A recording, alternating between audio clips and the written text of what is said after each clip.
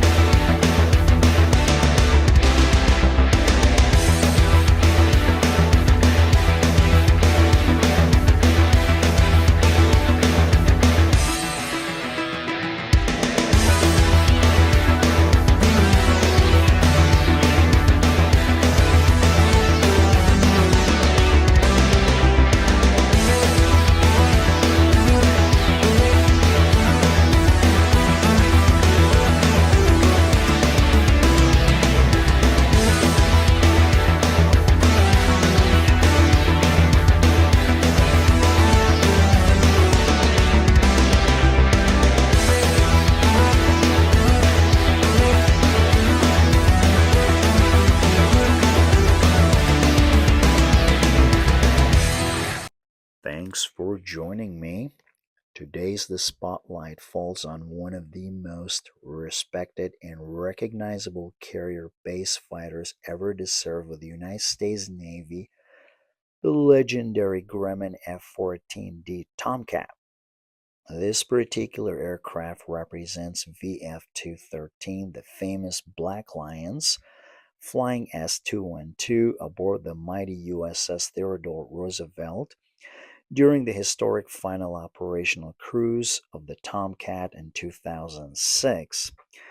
This was the very last deployment of the F-14 before its retirement from frontline Navy service, so by the time VF-213 embarked on that final cruise aboard Theodore Roosevelt, the Tomcat era was coming to a close, but the Black Lions carry the legacy proudly, operating one of the most advanced variants ever built, which is the F-14D. So the D model was equipped with upgraded avionics, improved engines, and precision strike capability. The VF-213 itself has a proud and distinguished history within naval aviation, knowing for professionalism, combat readiness, and decades of carrier operations. The Black Lions became one of the final squadrons to take the Tomcat into operational service before the aircraft retirement later that same year. Now, since we've covered the squadron background, let's rewind the clock and take a look at how this legendary aircraft came to be. Now, I probably should offer a few words here saying that I'm really glad this iconic aircraft finally made its way to the channel. And let's see what made VF-213 such a memorable part of the Tomcat's final chapter, shall we? So, for more than 3 decades, the F-14 Tomcat represented the very best of American naval aviation. Designed during the Cold War and built for fleet defense, the Tomcat combined speed, range, firepower, and of course, unmatched presence on the carrier deck. From intercepting Soviet bombers to dominating the skies over the Middle East, the F-14 earned a reputation as one of the most storied aircraft in aviation history. So the Grumman F-14 Tomcat was never just another fighter jet. It was a machine born out of Cold War urgency, designed at a time when the United States Navy believed the next war at sea might begin with the Soviet bombers streaking across the Arctic carrying nuclear-tipped cruise missiles. In many ways, the Tomcat represented the final expression of the great analog era of naval aviation. We're talking massive engines, sweeping variable geometry wings, long-range radar, and enough raw presence on a carrier deck to make it instantly recognizable even to people who knew nothing about the military aviation. But history has a strange way of reshaping machines. Essentially, the aircraft was built to hunt Soviet bombers during the Cold War, yet it would later find itself carrying out precision strike missions over Iraq and Afghanistan, dropping laser guided bombs and support troops on the ground. So, by the end of its career, the Tomcat was no longer simply a fleet defense interceptor as it was originally intended to be. Over time, the platform evolved into something far more mature, versatile, and respected than its original designers ever imagined. And for the men and women who flew the Tomcat during those final years, the aircraft became something deeply personal. Among them was Lieutenant Commander Meagan of Flanagan, um, one of the naval aviators who experienced the Tomcat during its final operational chapter aboard the aircraft carrier USS Theodore Roosevelt. But for now, let's leave Flanagan's story aside for a moment and take a look at how this legendary aircraft came to life. So, the story of the Tomcat really begins in the wreckage of another aircraft program entirely. So, during the 1960s, Secretary of Defense Robert McNamara attempted to force the Air Force and the Navy into using a common fighter platform under the TFX program, which produced the ill fated F 111B. However, the Navy quickly realized there was a problem. The F-111B was too heavy, too sluggish, and simply not well suited for the carrier operations. In reality, carrier operations demanded something different, a fighter that could defend carrier battle groups at long range while still retaining maneuverability in a dogfight. Ultimately, the answer came from Grumman, a company with a long and distinguished history of naval aircraft design. Grumman engineers developed the F-14 around several revolutionary concepts that pushed the naval aviation forward to the next leap. The most visually striking feature was its variable sweep wing system. So, at low speeds, the wings extended outward to maximize lift during carrier launches and landings.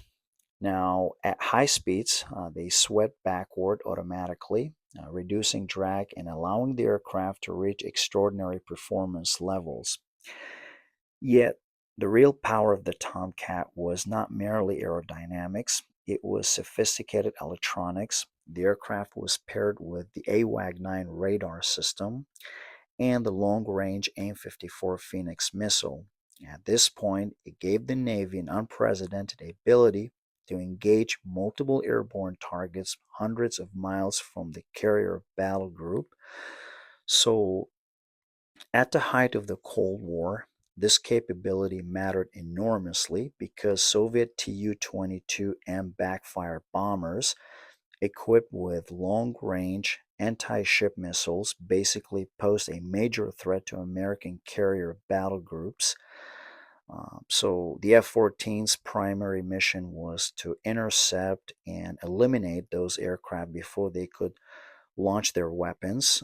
So in essence, the Tomcat wasn't simply protecting a carrier, it was protecting an entire floating strategic ecosystem. However, when the aircraft entered service in the early 1970s, naval aviators immediately recognized both its strengths and weaknesses. The Tomcat was breathtakingly capable, but it was also mechanically demanding. Early F-14A variants used Pratt& Whitney TF-30 engines that had originally been intended for the F-111 program. The main issue was that under high angle aggressive maneuvering, those engines were prone to compressor stalls and sometimes with severe consequences. Even experienced Tomcat crews learned to respect the aircraft's limitations because while the Tomcat could outperform almost anything in the sky, it also demanded skill and discipline. Despite those early hookups, naval aviators loved it. Some of that affection came from the aircraft's sheer physical presence. The Tomcat felt alive. Also, carrier deck crews described the thunder of the engines reverberating through the steel decks of the aircraft carrier. And pilots talk about the aircraft with kind of emotional attachment, which rarely heard in military aviation. The F-14 was large, aggressive, and unapologetically powerful. Then Hollywood changed everything in 1986. Top Gun turned the Tomcat from a frontline fighter into a cultural icon. Overnight, the F-14 silhouette became instantly recognizable across the globe. Naval aviation recruitment surged, and the Tomcat came to represent speed, confidence, and American air superiority. But the real story of the Tomcat was always more complicated than Hollywood suggested. So, throughout the 1980s and 1990s, the aircraft served in multiple crises and conflicts. Tomcats conducted combat air patrols over the Persian Gulf during the Iran-Iraq War and later participated in operations over Libya. During Operation Desert Storm, the Tomcat initially served primarily in its traditional fighter role. However, military planners gradually realized something important. The aircraft possessed enormous untapped strike potential, and that realization fundamentally changed the Tomcat forever. Most significantly, the introduction of Lantern targeting pods in the 1990s basically transformed the F-14 into a highly capable precision strike platform. Then the aircraft earned a new nickname, which is the Bombcat. Ironically, an aircraft originally designed to destroy Soviet bombers at long range would later evolve into one of the Navy's most effective close air support and strike fighters. So by the early 2000s, Tomcats were flying over Iraq and Afghanistan, dropping precision guided munitions and support Marines and soldiers on the ground. But many younger aviators entering the Navy fleet during that era never experienced a Tomcat as a pure fleet defense interceptor. So to them, it was a bomb truck, reconnaissance platform, escort fighter, and precision strike aircraft all rolled into one. Ladies and gentlemen, that brings us to the final operational chapter of the Tomcat. By then, the aircraft's age was becoming impossible to ignore.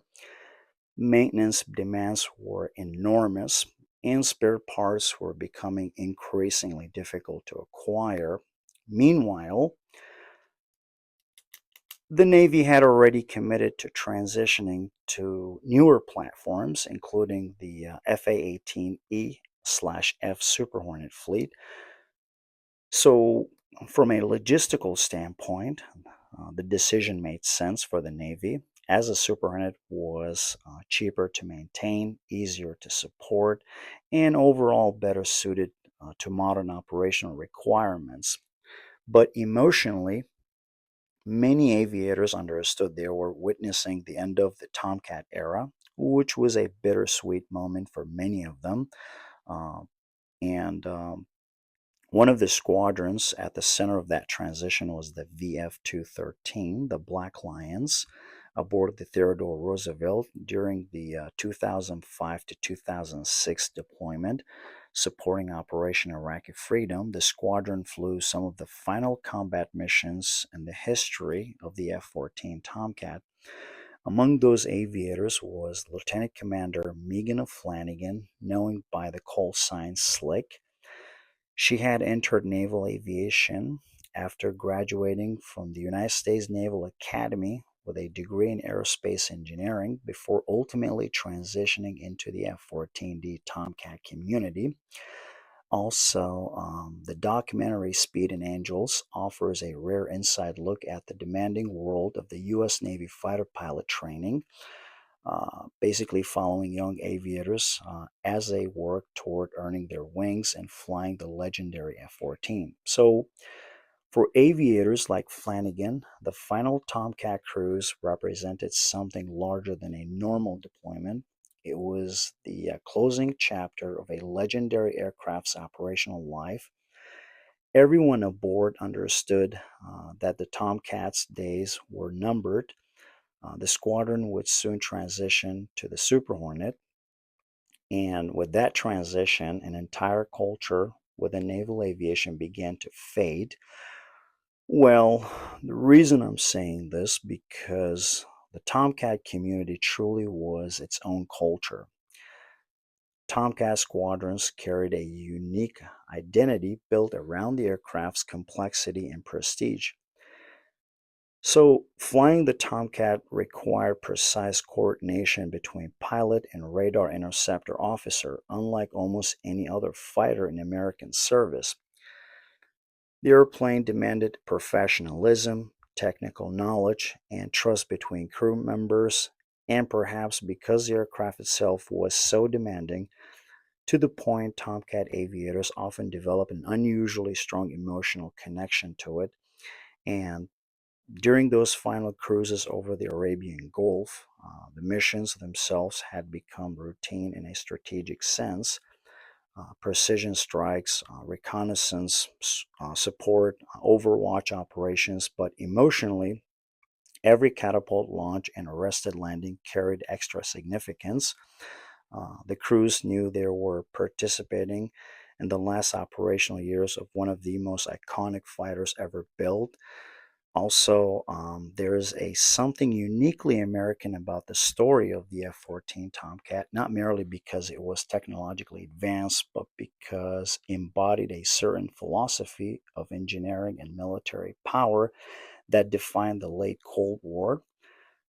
The Tomcat was ambitious, it was expensive, it was complicated, it was imperfect, and yet it possessed a kind of overwhelming presence that made people forgive those imperfections. In many ways, the aircraft was very much a product of its time. So, by the time the Tomcat retired in 2006, naval aviation itself had changed. The Cold War was over. The strategic environment was different, so precision strike and multi role flexibility mattered more than defending the carrier battle groups from Soviet bombers. Um, the Navy needed aircraft designed for a new kind of war, but still, when the final Tomcats made their ceremonial flights and farewell passes, however, throughout naval aviation, there was a quiet sense that something irreplaceable was slipping away. So, even today, decades after its retirement, the Tomcat remains one of the most admired military aircraft ever built. Part of that admiration comes from nostalgia, certainly, but another part comes from genuine respect.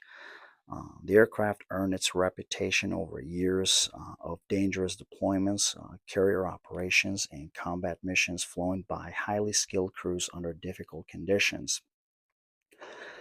The Tomcat endured because the people who flew and maintained it believed in it. And during those final years aboard ships like Theodore Roosevelt, aviators such as Lieutenant Commander Meagan of Flanagan represented the final generation entrusted with carrying that legacy forward before the aircraft passed permanently into history. Even to this day, the Islamic Republic of Iran Air Force remains the only operator of the Grumman F-14 Tomcat still flying in active service. Acquired in the early 1970s before the Iranian Revolution. Of course, that's a topic for another day since it's much more complex and it has some history behind it. And finally, folks, there is one more exciting thing I'd like to highlight here since we're covering the F-14 topic today. So, over the past few years, strong rumors have continued to circulate within the aviation community. Now, actual legislation moving forward that could allow few surviving F-14D Tomcats to be restored for heritage flights, possibly for 2027 air shows. Now, don't quote me on this because nothing has been officially confirmed yet, but for longtime Tomcat fans, yeah, even the possibility is incredibly exciting, right? Uh, so, for nearly 2 decades, the roar of the TF-30 and the F-110 powered Tomcats has been absent from American skies, basically leaving behind only memories, archived footage, and museum displays. The idea that we might one day see an F-14 fly again, wings sweeping through the sky with the afterburners lit, folks, this is something many enthusiasts never thought would be seriously discussed again, but here we are, and I'll admit I'm one of them. Now, of course, restoring an aircraft as complex as the F-14 would be an enormous challenge. As we all know, maintenance, parts availability, and security concerns surrounding the Tomcat platform have always made the idea difficult, but time will tell whether this beautiful bird will ever be made airworthy again. So, as of right now, the honest answer, is it possible? Yes and no. I would say if this comes to fruition, this would mark one of the greatest aviation restorations in modern warbird history. Because at the end of the day, the F 14 was never just another fighter jet. It became a symbol of American naval aviation, Cold War air power, and carrier dominance around the world. And for many people, the Tomcat story still feels unfinished. So, yeah, I am definitely an F 14 fan. I mean, the F 14 has its own swagger. Folks, just look at it. Even sitting here doing nothing, it looks like it's about to break the sound barrier, right? Now, when it comes to the model itself, Hobbymaster really did a solid job overall. The first thing that immediately catches your attention is the paintwork and markings. The VF-213 markings look sharp, clean, and very well proportioned.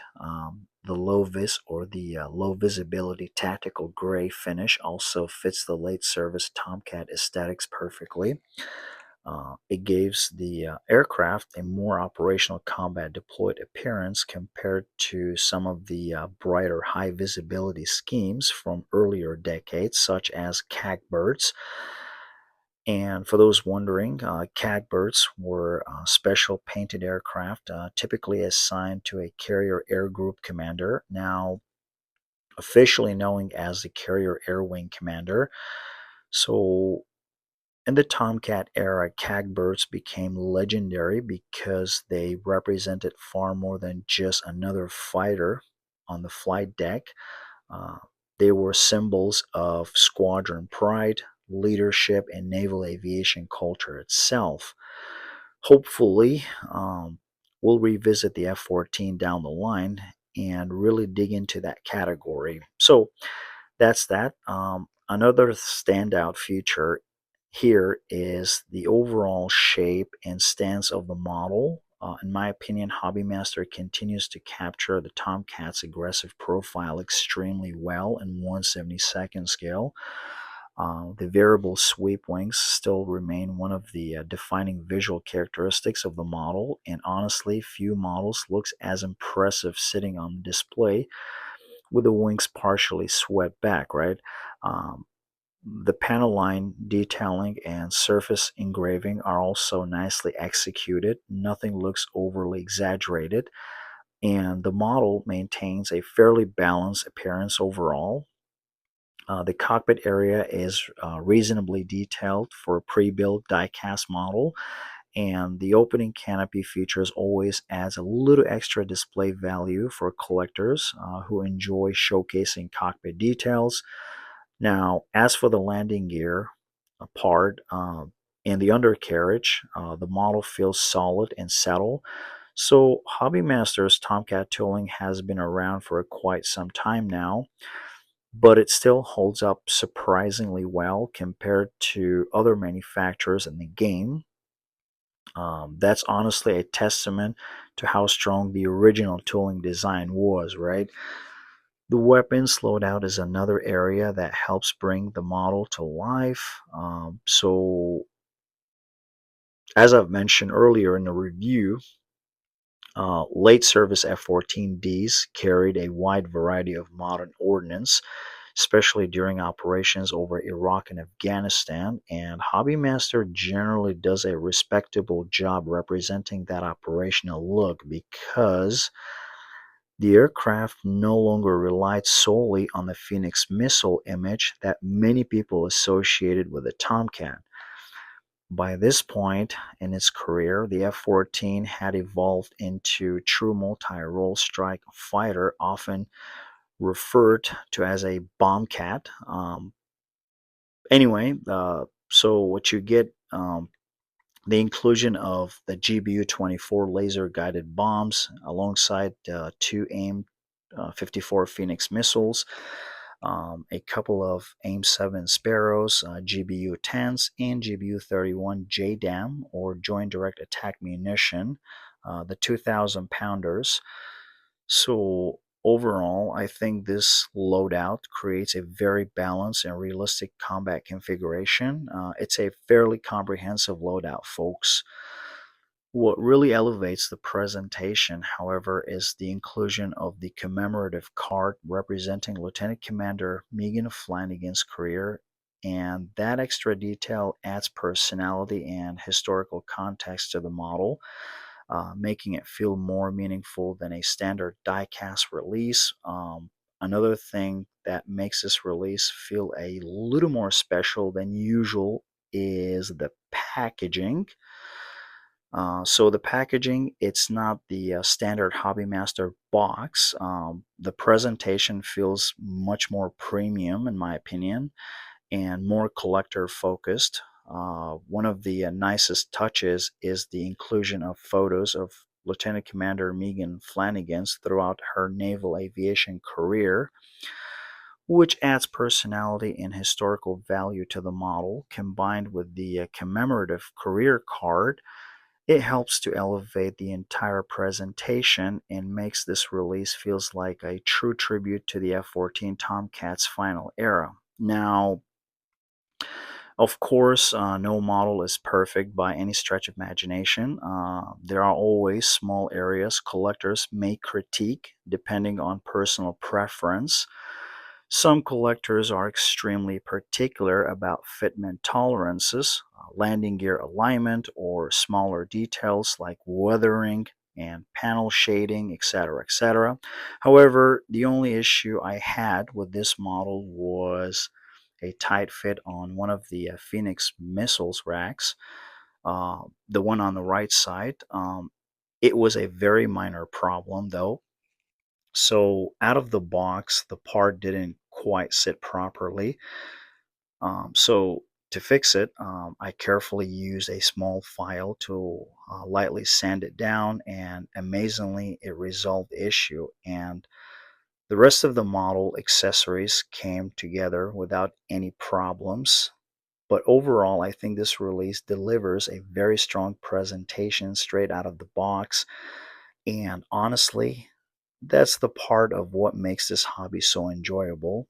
It's not just about collecting the models themselves, it's also about the history behind them. Every aircraft represents a specific moment in time, a squadron, a mission, and the people who operate these machines under real world conditions. And that's something I always try to emphasize on this channel. So, in the end, I think this release will appeal to both Tomcat enthusiasts and modern U.S. Navy collectors alike. It represents the closing years of one of the most legendary fighters aircraft ever built, and Hobbymaster did a commendable job capturing that legacy in die-cast form. So, whether you're a long-time F-14 collector or simply someone interested in the late era naval aviation, this is definitely one of those models that deserves attention on the shelf. Hobbymaster released this one about 3 years ago. Um, this model has largely disappeared from most retailers, leaving the secondary market as the primary source to find one. Now, that said, so looking back, personally, I'm glad I picked it up when it first came out. I've seen couples sell on eBay, few examples. Uh, they're asking premium prices for it. Even so, I would argue that paying a little extra is still worth it between its historical significance, excellent presentation, and connection to the Tomcat's final chapter. This is the kind of model that will only become more desirable as time goes on. In my opinion, it's one of those releases that collectors will be glad they added to their collection while they still had the chance. Now, before I wrap things up and before I cause any confusion here, I do want to make a note about weathering on this model. I also decide to add a few subtle weathering touches to the model to give it a more realistic operational appearance. Uh, Nothing too excessive, just a little patina to add some character and bring the model to life. Most of the work was focused around the landing gear areas, undercarriage, along with selected panel lines across the airframe. I added some light weathering and shading to help emphasize the aircraft's operational look, especially considering that late service Navy Tomcats, which rarely appeared factory clean in real world conditions, right? In my opinion, small details like that can really enhance the overall presentation of a model without taking away from the original factory finish. Sometimes even the settle weathering can add a lot of realism and makes the model looks more alive on the shelf, especially with the F-14s and Legacy Hornets, which were often pretty filthy in service. A little weathering can rarely help capture that well used look, right? Woo! Yeah, that was a long video. That was a definitely long one. So hopefully I didn't put any of you to sleep. All right, folks. It's time to wrap things up. I hope you guys enjoyed this episode. If you did, do me a favor and hit that subscribe button. These incredible aircrafts and stories behind them deserves to be remembered, and we don't want that history to slowly fade away over time, right? So by subscribing and supporting the channel, you're helping to keep the passion of aviation and military history alive for future generations of enthusiasts and collectors alike. Thank you again for watching. I truly appreciate your support. Until next time, fair winds, blue skies, and happy collecting.